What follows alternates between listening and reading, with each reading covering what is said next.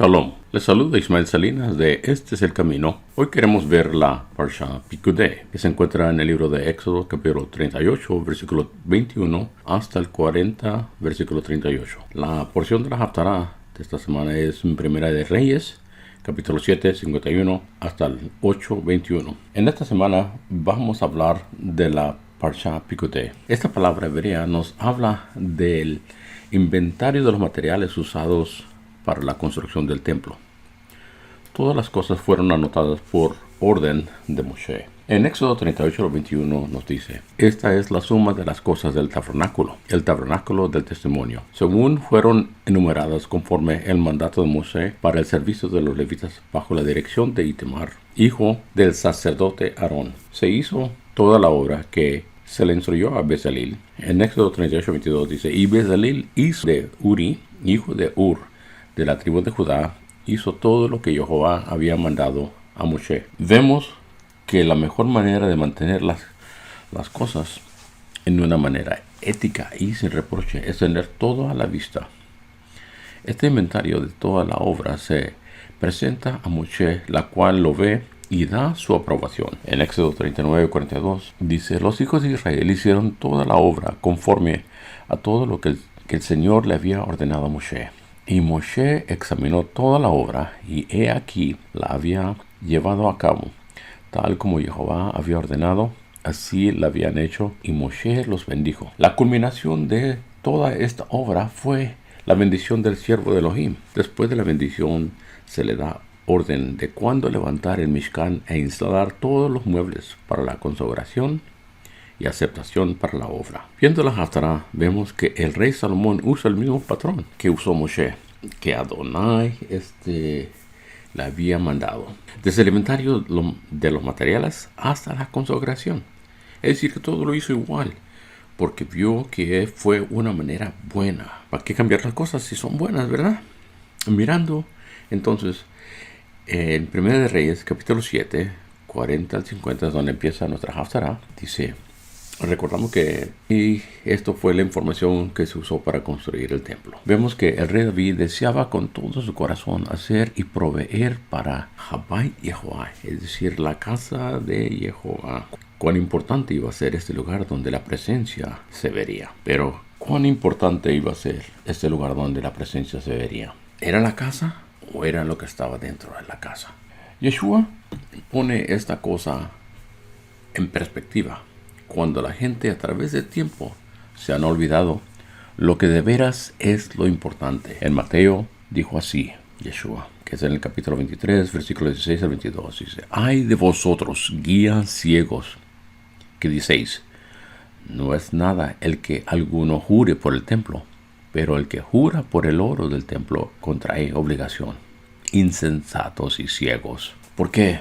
¿Qué es más importante, el oro o el templo que santificó el oro? También diceis: no es nada el que alguno jure por el altar, pero el que jura por la ofrenda que está sobre él contrae obligación. Ciegos. ¿Por qué? ¿Qué es más importante, la ofrenda o el altar que santifica la ofrenda? Por eso, el que jura por el altar, jura por él y por todo lo que está sobre él. Y el que jura por el templo, jura por él y por el que en él habita. Y el que jura por el cielo, jura por el trono de Dios y por el que está sentado en él. Entonces, poco a poco se había ido cambiando el nombre de este lugar por causa de que estaban perdiendo el enfoque. ¿Cómo dice usted? Bueno, llamándola primero Beit Hashem, o la casa del nombre, o Beit HaMikdash, casa santa, o Beit Adonai, casa del Señor, todo menos lo que debe ser. Los católicos hoy en día aún le llaman el santuario noble, como pareciendo muy bien, ¿verdad? Y no la casa de Jehová. Los musulmanes le llaman al-Sharif, aunque antes de 1300 años le llamaban Beit al-Mikdash, la casa santa. Es decir, que también había reconocimiento de parte de ellos, pero todo lo que sea, pero no mencionar de quién es el lugar y quién está allí. Bueno, no estoy diciendo que esto se ha hecho a propósito, sino que muchas veces nos olvidamos por qué hacemos lo que hacemos. Él es la razón de nuestro existir. Pero aun cuando los propósitos de los hombres son malos, Adonai toma eso y lo torna al cumplimiento de su palabra. ¿De qué hablo? Bueno, si nos fijamos lo que dice en Jeremías capítulo 3, versículos 16 al 17, dice: y sucederá que en aquellos días, cuando os multipliquéis y crezcáis en la tierra, declara Jehová, no se dirá más arca del pacto de Jehová. No les vendrá a la mente ni lo recordarán. No la echarán de menos ni será hecho de nuevo. El versículo 17 dice: en aquel tiempo llamarán a Jerusalén trono de Jehová, y todas las naciones acudirán a ella, a Jerusalén, a causa del nombre de Jehová, y no andarán más tras la terquedad de su malvado corazón. No olvidemos, no es el templo, sino el que habita en el templo. Es el lugar de Jehová. Recuerda la palabra de Yeshua en Mateo 23, 21 y 22. Dice: el que jura por el templo, jura por él y por el que en él habita. Y el que jura por el cielo, jura por el trono de Dios y por el que está sentado en él. En segunda de Crónicas, capítulo 5, 1, dice: así fue terminada toda la obra que Salomón hizo para la casa del Señor. Y Salomón trajo las cosas consagradas por su padre David, es decir, la plata, el oro y todos los utensilios, y los puso en los tesoros de la casa de Dios. El mes cuando se consagró la casa es en el séptimo mes, el mes donde se celebran las fiestas, como la fiesta de las trompetas, la fiesta de expiación y de Sukkot, las fiestas que nos recuerdan de la venida de nuestro Mesías Yeshua. En Levíticos 23, 24 empieza ahí hablando de estas fiestas del otoño. Dice: en el séptimo mes, el primer día del mes, tendréis día de reposo, un memorial al son de trompetas, una santa convocación. Esta es la fiesta de Yom Teruah. En el versículo 27 dice: a los 10 días de este séptimo mes será el día de expiación.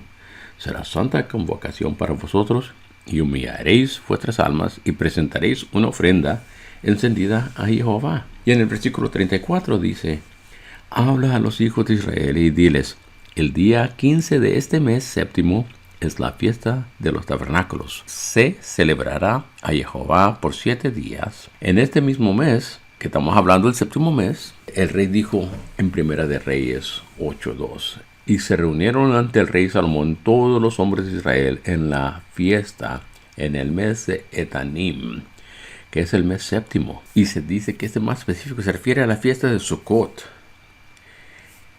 El son de la trompeta nos anuncia de venida de algo muy importante, y cuando se proclama el rey. Es el mes donde nuestros pecados son borrados y nuestros nombres inscritos en el libro. Es cuando se nos llama a que habitemos en tiendas, porque recordamos nuestra estancia en el desierto y que Elohim habita con nosotros. En este mes sacrificaron y consagraron tantos holocaustos que eran innumerables. Esto nos muestra la gratitud y seriedad y a la vez la felicidad del pueblo.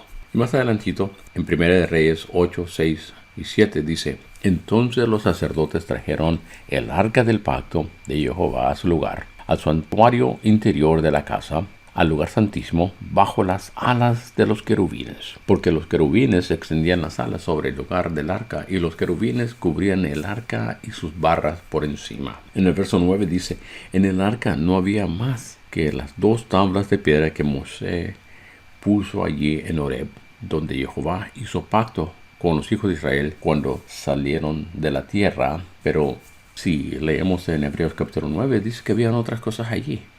Pero aquí se menciona que no hay nada dentro de ellos más que las tablas del pacto. No se menciona nada allí. De la Torá, que estaba al lado del caporet, el maná o el mahán, o la vara de Aarón. Cosas que estaban allí para recordarles de sus responsabilidades a Jehová, es decir, de su pacto. El mahán y la vara de Aarón, cosas que eran ya desaparecidas, fueron olvidadas. Vamos a ver dónde se encontraban esas cosas que les he mencionado. En Éxodo 32:15 dice: entonces se volvió Moisés y descendió del monte con las 2 tablas del testimonio en sus manos. Tablas escritas por ambos lados, por uno y por el otro estaban escritas. Esas fueron las primeras tablas, y estas estaban dentro del arca. Pero en Deuteronomio 31:26 nos dice la palabra de Jehová diciendo: tomad este libro de la ley, o es la Torá, y colocadlo junto al arca del pacto de Jehová vuestro Dios, para que permanezca allí como testigo contra vosotros. El énfasis era estando junto, a un lado del arca, no dentro. Entonces, también habla del Ma'án o el maná en Éxodo 16, versículo 21.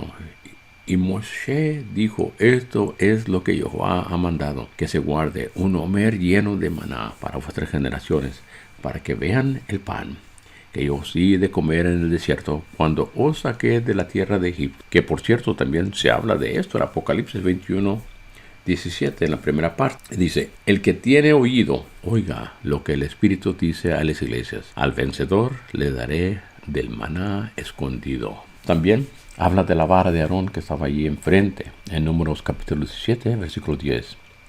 Pero Jehová dijo a Moshe: vuelve a poner la vara de Aarón delante del testimonio para guardarla por señal a los rebeldes, para que hagas cesar sus murmuraciones contra mí y no mueran.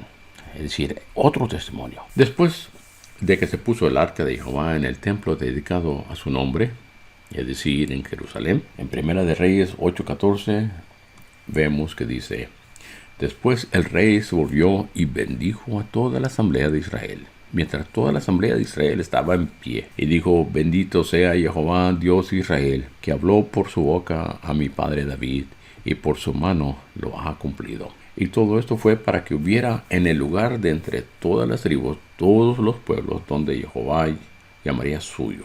Y en Primera de Reyes 8:21 dice: y he puesto allí un lugar para el arca, en el cual está el pacto del Señor que él hizo con nuestros padres cuando los trajo de la tierra de Egipto. Esta obra fue lo que iba a anunciar a todas las naciones que el Elohim de Israel es sobre todo. Él es el que hace que Israel sea llamado Kadosh le Jehová. Es decir, y a Jerusalén su trono, como dijo Jeremías. En aquel tiempo llamarán a Jerusalén trono de Jehová, y todas las naciones acudirán a ella, a Jerusalén, a causa del nombre de Jehová, y no andarán más tras la terquedad de su malvado corazón. Hoy está pasando miles de millares que vienen cada año buscando Elohim, viajando para ver el lugar donde se llama el trono de Jehová. Es decir, que gente viene a Israel cada año y vienen a ver y buscar donde la presencia del Señor se ha visto. Bueno, así termina nuestra porción de esta semana. Acuérdate,